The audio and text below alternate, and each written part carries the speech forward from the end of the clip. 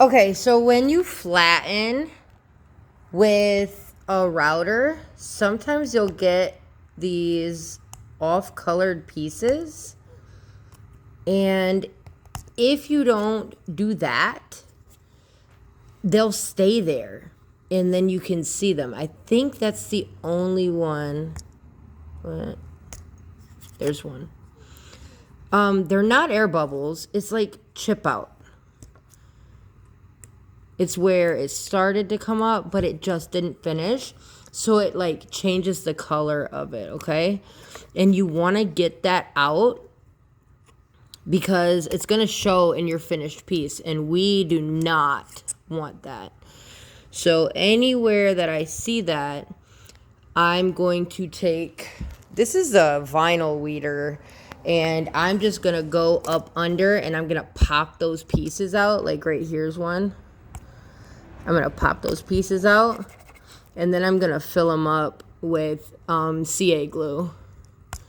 So that's going to, because if you don't, that's going to show in your finished piece, and we really do not want that. We want just an even, nice finish.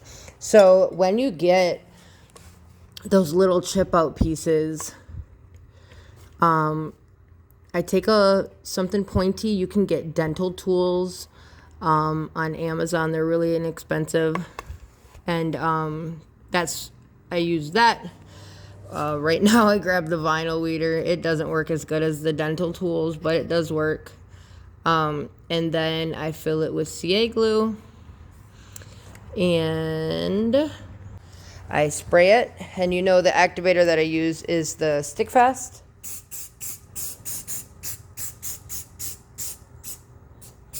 I just ordered some more of this. I just did a video. I recorded a video. See, once you spray, it's dry. The adhesive is dry.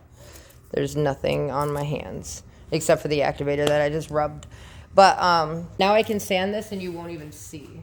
Okay, so let me show you.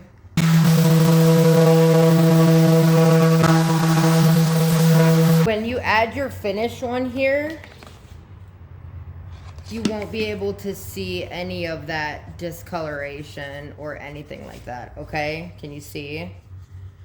Otherwise, it would have been there, okay? So that is how you get rid of chip out or partial chip out from a router in your resin woodworking pieces, okay? So this chessboard is almost done.